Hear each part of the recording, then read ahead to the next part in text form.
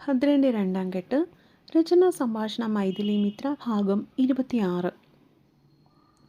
David sir ഇന്ന് വന്നിട്ടില്ല, അതുകൊണ്ട് ഈ അവർ നിങ്ങൾക്ക് ഫ്രീയാണ്. അതുകൊണ്ട് നോട്ട്സ് എഴുതിക്കോളൂ. കയ്യിലിരുന്ന മെറ്റീരിയൽ മുൻബെഞ്ചിലിരിക്കുന്ന ഒരു കുട്ടിയുടെ നേർക്ക് നീട്ടിയിട്ട് ഭദ്രൻ നിർദ്ദേശിച്ചു. Okay sir. ചില കുട്ടികൾ പേടിയോടെ തലകുലുക്കുന്ന കണ്ടു. അപ്പുറത്തും ഇപ്പുറത്തുമൊക്കെ ക്ലാസ് ഉള്ളതാണ്, അതുകൊണ്ട് മര്യാദയ്ക്കിരുന്നോണം. അത്രയും പറഞ്ഞിട്ട് പാറുവിനെ ഒന്ന് രൂക്ഷമായി നോക്കിയിട്ട് അവൻ പുറത്തേക്ക് ഇറങ്ങിപ്പോയി. അന്നത്തെ ദിവസം ക്ലാസ്സും കാര്യങ്ങളും ഒക്കെയായി മുൻപോട്ടേക്ക് പോയി. ആകെയുള്ളൊരു സമാധാനം എന്തെന്ന് വെച്ചാൽ ഷാരിയും റോഷനും മാത്രമായിരുന്നു. എന്തുകൊണ്ടാണെന്നറിയില്ല, അവനോടും ചാരുവിനോടും തോന്നിയ ഒരടുപ്പം ക്ലാസ്സിലെ മറ്റു കുട്ടികളോട് ആരോടും പാറുവിന് തോന്നിയില്ല. പക്ഷേ രസകരമായ ഒരു കാര്യം എന്താണെന്ന് വെച്ചാൽ എന്തിനും ഏതിനും കണ്ണു നിറയ്ക്കുന്ന ചാരു റോഷനോട് മാത്രം എപ്പോഴും അടിയാണെന്നുള്ളതാണ്. അതെന്താണെന്ന് ഇത്രയും തനിക്കെന്തേ ഇനിയും മനസ്സിലായില്ല എന്നവൾ ഗഹനമായി ചിന്തിച്ചു. മണിക്കൂറുകൾ ഇഴഞ്ഞു നീങ്ങി. അവസാനത്തെ പീരീഡ് അവസാനിക്കാറായപ്പോഴാണ് എങ്ങനെ വീട്ടിലേക്ക് തിരിച്ചു പോകുമെന്നൊരാലോചന പാർവതിക്ക് തോന്നിയത്. ആ മാരാര് തന്നെ കൊണ്ടുപോകാനുള്ള ചാൻസ് വളരെ കുറവാണ്. അങ്ങനെയെങ്കിൽ താൻ ഒറ്റയ്ക്ക് എങ്ങനെ പോകും? അവൾ ആദിയോടെ വലത്തെ കയ്യിലെ നഖം കടിച്ചു. എങ്ങനെയാണ് പോകേണ്ടതെന്ന് അറിയില്ല. ഏത് ബസ്സിലാണ് കയറേണ്ടതെന്ന് ഒരു ഊഹവുമില്ല. അതുമാത്രമല്ല, ബസ്സിൽ കയറി യാത്ര ചെയ്തുള്ള ഒരു അനുഭവം തൻ്റെ ജീവിതത്തിൽ ഇതുവരെ ഉണ്ടായിട്ടില്ല. അങ്ങനെയുള്ള താൻ ആരുടെയും സഹായമില്ലാതെ ഒറ്റയ്ക്ക് ബസ് കയറി തിരിച്ച് വീട്ടിലേക്ക് പോവുക എന്നൊക്കെ പറഞ്ഞാൽ ആലോചിക്കുമ്പോൾ തന്നെ പാറുവിന് തല പെരുക്കുന്നുണ്ടായിരുന്നു. എങ്ങനെയൊക്കെ അവസാനം വരെ ക്ലാസ്സിലിരുന്നു. ലാസ്റ്റ് പീരീഡും കഴിഞ്ഞ് മാഡം ഇറങ്ങിപ്പോകുന്നതിന് പുറകെ തന്നെ ക്ലാസ്സിലുള്ള പിള്ളേരൊക്കെ ബാഗും എടുത്ത് പുറത്തേക്ക് പായുന്നത് കണ്ടു. ഷാരി അവളോട് യാത്രയും പറഞ്ഞ് അപ്പോൾ തന്നെ പോയിരുന്നു. പാർവതി എന്ത് ചെയ്യണമെന്നറിയാതെ ബെഞ്ചിൽ തന്നെ കുറച്ച് നിമിഷങ്ങളിരുന്നു. എന്താടി, അങ്ങേര് വന്നില്ലേ? ഇതുവരെ നിന്നെ വിളിച്ചോണ്ട് പോവാന്? എല്ലാവരും ഇറങ്ങിയെന്ന് പോയിട്ടും താൻ ക്ലാസ്സിൽ നിന്നും പോകുന്നില്ല എന്ന് കണ്ടതിനാലാവാം റോഷൻ വന്ന് അരിയിലിരുന്നുകൊണ്ട് ചോദിച്ചത്. ഭദ്രനെ പറ്റിയുള്ള ഏകദേശ കാര്യങ്ങൾ അവനോടും ചാനുവിനോട് നേരത്തെ തന്നെ പാറു പറഞ്ഞിട്ടുണ്ടായിരുന്നു. അറിയില്ലടാ, രാവിലെ ഞാൻ അയാളുടെ കാറിൽ കയറാത്തതിൻ്റെ ദേഷ്യത്തിൽ ഇനിയിപ്പോൾ തിരിച്ചു കൊണ്ടുവിടുമെന്നൊന്നും ഒരു ഉറപ്പുമില്ല. അവൾ കീഴ്ച്ചുണ്ട് പുറത്തേക്ക് ഉന്തിക്കൊണ്ട് പരിഭവം പറഞ്ഞു.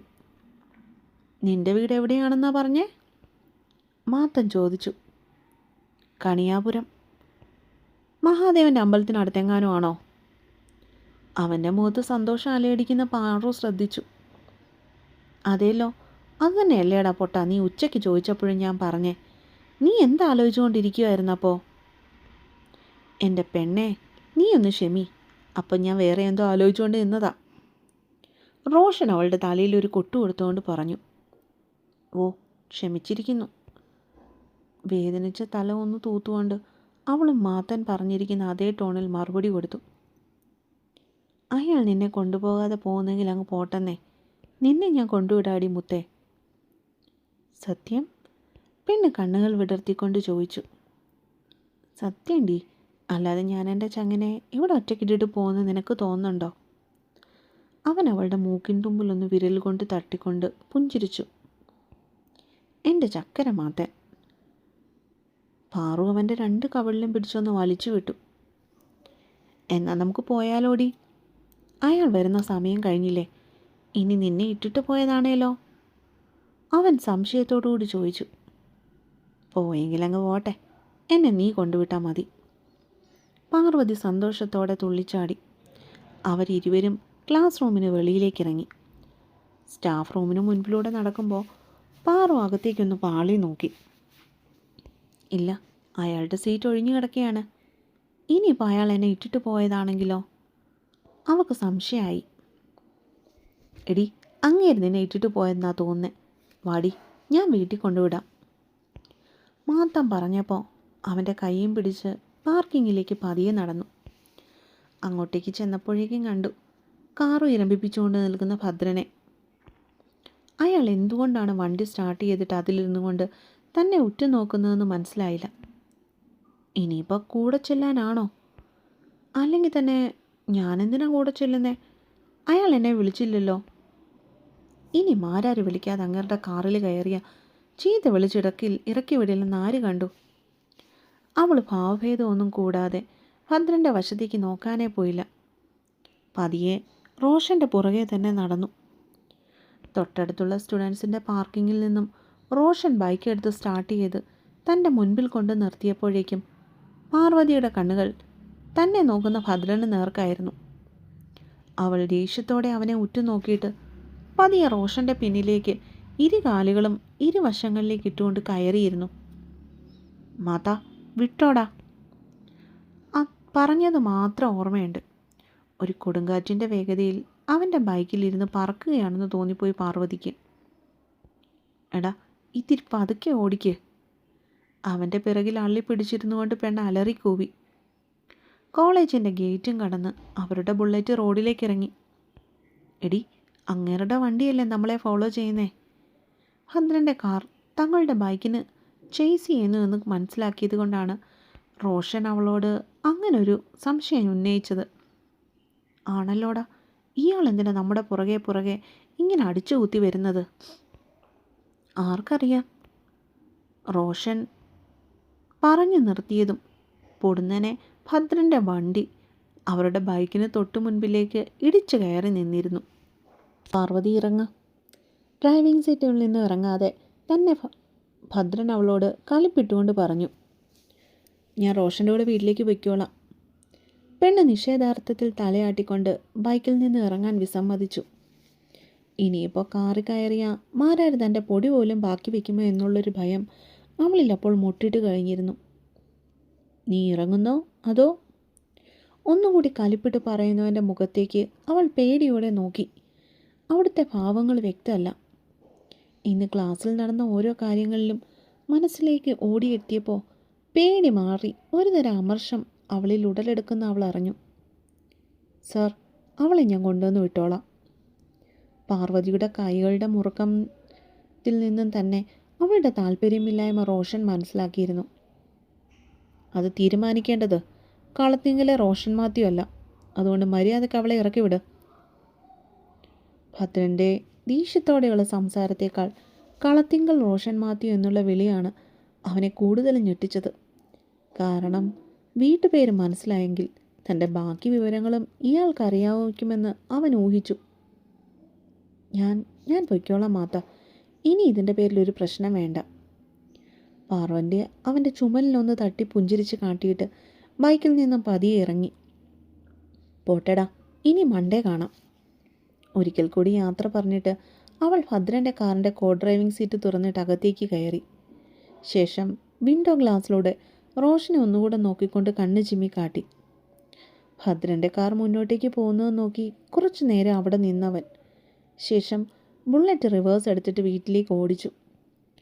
അതേസമയം അവളുടെ കണ്ണുകളും റിയർവ്യൂ മിററിലൂടെ പുറകിലേക്ക് നോക്കിക്കൊണ്ട് മാത്തൻ്റെ ചലനങ്ങൾ ഒപ്പിയെടുക്കുന്നതിൻ്റെ തിരക്കിലായിരുന്നുവെന്ന് അവൻ അറിഞ്ഞില്ല. പാവം, എത്ര വിഷമിച്ചിട്ടുണ്ടാവും. അതാലോചിച്ചപ്പോൾ തന്നെ പാറുവിന് വല്ലാത്ത നൊമ്പരം തോന്നി. ഈ കാലമാടൻ ഇതിന് എന്തിൻ്റെ കേടായിരുന്നു? കൊണ്ടുപോകാനായിരുന്നെങ്കിൽ കോളേജിൽ വെച്ച് എന്നെ വിളിച്ചാൽ എന്തായിരുന്നു? അവൾ മുറുകിയ മുഖത്തോടുകൂടി ഡ്രൈവിങ്ങിൽ ശ്രദ്ധിച്ചുകൊണ്ടിരിക്കുന്നവനെ നോക്കി പുച്ഛത്തോടെ മനസ്സിൽ പിറുപിറുത്തു. നിനക്ക് അവൻ്റെ കൂടെ വരാനും പോകാനുമാണ് താല്പര്യമെങ്കിൽ ഒന്ന് വേഗം തന്നെ കൃഷ്ണമാമയോട് പറഞ്ഞോളൂ. എനിക്കും കുറച്ച് സ്വസ്ഥത കിട്ടും. നിന്റെ ശല്യം പിന്നീട് ഉണ്ടാവില്ലല്ലോ. കുറച്ചു നേരം കഴിഞ്ഞപ്പോഴേക്കും ഭദ്രനവൻ്റെ അഭിപ്രായം തുറന്നു പറഞ്ഞു. പക്ഷെ പാർവതി അത് കേട്ട ഭാവം പോലും നടിച്ചില്ല. നിന്നോടടി പറഞ്ഞേ, എനിക്ക് നിന്റെ ഡ്രൈവർ പോസ്റ്റ് ഇരിക്കാൻ ഒട്ടും താല്പര്യമില്ലെന്ന്. അതുകൊണ്ട് മോള് തന്നെ ഇക്കാര്യം വീട്ടിൽ അവതരിപ്പിച്ചിട്ട് പെട്ടെന്ന് തന്നെ എന്നെ ഇതിൽ നിന്നും ഒന്ന് ഒഴിവാക്കാൻ നോക്ക്. അവൻ വീണ്ടും അവളോടായി പറഞ്ഞു. അത് നിങ്ങൾക്കങ്ങ് നേരിട്ട് പറഞ്ഞാൽ എന്താ? അവൻ്റെ സംസാരം കേട്ട് ചൊറഞ്ഞു വന്നത് കാരണം അവളൊന്ന് ഒച്ചയെടുത്തുകൊണ്ട് ചോദിച്ചു. നീ ആരെയും അടി കോപ്പ പേടിപ്പിക്കുന്നേ?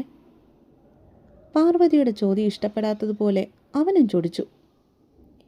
ഞാൻ ആരെയും പേടിപ്പിക്കാൻ വേണ്ടി പറഞ്ഞല്ല, ഉള്ള കാര്യം പറഞ്ഞു എന്ന് മാത്രം. നിങ്ങൾക്ക് ഇഷ്ടമില്ലാത്ത കാര്യം നിങ്ങൾ എന്തിനാണ് ചെയ്യുന്നത്?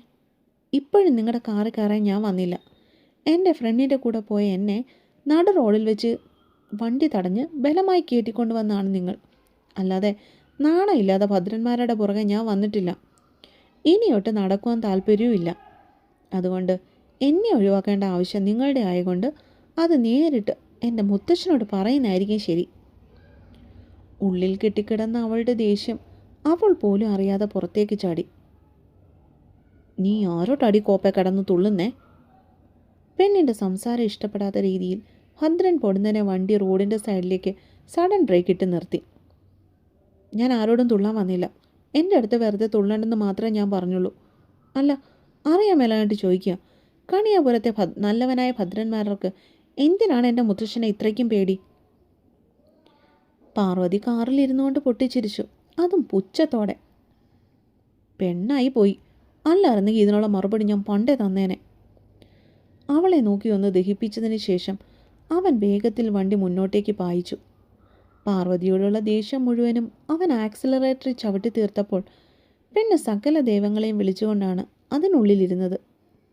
പിന്നീട് ഇരുവരും ഒന്നും സംസാരിച്ചില്ല. കാർ മംഗലശ്ശേരിയുടെ പടിപ്പുടിയും കടന്ന് മുന്നോട്ടേക്ക് പോയപ്പോൾ അവൾ സംശയത്തോടെ അവനെ ഒന്ന് നോക്കി. ഇയാളെന്താ നിർത്താത്തേ? പാർവതിക്ക് ചോദിക്കണമെന്നുണ്ടായിരുന്നെങ്കിലും അവനോട് സംസാരിക്കുവാൻ ഒട്ടും താല്പര്യമില്ലാച്ചതിനാൽ അവൻ മൗനമായിട്ട് തന്നെയിരുന്നു. ഇറങ്ങ്. ചെമ്പാശ്ശേരിൻ്റെ വീടിൻ്റെ കാർ പോർച്ചിൽ വണ്ടി നിന്നതും വീണ്ടും മാരാരുടെ ബാസിലുള്ള ശബ്ദം മുഴങ്ങിക്കേട്ടു. ഇയാൾക്ക് ഇത്തിരി പറഞ്ഞുകൂടെ പതുക്കെ? ഇതൊരുമാതിരി പടക്കം പൊട്ടിക്കുന്ന പോലെ. ഒരു 10 മിനിറ്റ് കൂടെ ഈ ഹിറ്റ്ലറുടെ കൂടെ ഇരുന്ന ചെവിക്കല്ല് പൊട്ടി ചോര ഒഴുകുമല്ലോ ഈശ്വര. മനസ്സിൽ പിറുപിറുത്തുകൊണ്ട് അവൾ ഡോർ തുറന്ന് പുറത്തേക്കിറങ്ങി. നോക്കിയിരിക്കുകയായിരുന്നു ഞാൻ. അവളെ കണ്ട ഉടനെ തന്നെ സിറ്റൗട്ടിൽ കാത്തിരുന്ന ലക്ഷ്മി പുഞ്ചിരിച്ചുകൊണ്ട് എഴുന്നേറ്റ് ചെന്നു. ഞാൻ വരുമെന്ന് ലക്ഷ്മിയമ്മയ്ക്ക് നേരത്തെ അറിയാമായിരുന്നോ? പാറു അത്ഭുതത്തോടെ അവർക്കരികിലേക്ക് ചെന്ന് നിന്നുകൊണ്ട് ചോദിച്ചു. അറിയാമായിരുന്നല്ലോ പാറുവേ, അതുകൊണ്ടല്ലേ ഞാനിവിടെ നിന്നെ നോക്കി ഇങ്ങനെ ഇരുന്നത് തന്നെ. അവരവളെ സ്നേഹത്തോടെ ചേർത്ത് പിടിച്ചുകൊണ്ട് പറഞ്ഞു. അതെന്തേ, എൻ്റെ വീട്ടിൽ ആരുമില്ലേ? അവൾക്ക് സംശയം തോന്നാതിരുന്നില്ല. കാരണം ഭദ്രൻ്റെ വരവും മാതൻ്റെ വണ്ടി തടഞ്ഞു നിർത്തി തന്നെ അതിൽ കയറ്റി കൊണ്ടുവരലുമൊക്കെ തികച്ച നാടകീയമായിട്ടാണ് പാർവതിക്ക് തോന്നിയത്. മോളുടെ വീട്ടിലുള്ളവരെ ഏതോ മരണത്തിന് പോയിരിക്കുകയാണ്. ഇത്തിരി ദൂരെയാണ് പോയേക്കുന്നത്. രാത്രി ആകുമ്പോഴേ തിരിച്ചു വരാൻ പറ്റുള്ളൂ എന്ന് വിമല എന്നെ വിളിച്ചു പറഞ്ഞിരുന്നു. അയ്യോ, അവരപ്പോൾ ഒത്തിരി താമസിക്കുമോ? ഭദ്രനുള്ളത് കൊണ്ട് ചെമ്പാശ്ശേരിയിൽ നിൽക്കുവാൻ അവൾ ഒട്ടും ആഗ്രഹിച്ചിരുന്നില്ല. അതിനെന്താ പാർവേ, ഈ വീട് നിനക്ക് അന്യമല്ലല്ലോ. ലക്ഷ്മിയുടെ മുടിയിൽ തഴുകിക്കൊണ്ട് പറഞ്ഞതും അവളൊന്ന് പുഞ്ചിരിച്ചു കാട്ടി. അങ്ങനെ ഞാൻ പറഞ്ഞു എൻ്റെ ലക്ഷ്മിക്കുട്ടി. ഇനി അതോർത്ത് വെറുതെ മനസ്സ് വിഷമിപ്പിക്കേണ്ട കേട്ടോ. ഞാൻ വെറുതെ അറിയാൻ വേണ്ടി ചോദിച്ചതല്ലേ. അവരുടെ സങ്കടം നിറഞ്ഞ മുഖം കണ്ടപ്പോൾ തന്നെ പാറുവും വല്ലാതായി. പുന്നാരം കഴിഞ്ഞെങ്കിൽ എനിക്കൊരു ഗ്ലാസ് കട്ടൻ കിട്ടിയാൽ കൊള്ളായിരുന്നു. അകത്തു നിന്നും ഭദ്രൻ്റെ ഉച്ചത്തിലുള്ള സംസാരം കേട്ടിട്ടാണ് തൽക്കാലത്തേക്കെങ്കിലും അവരുടെ വർത്താനം നിലച്ചത്.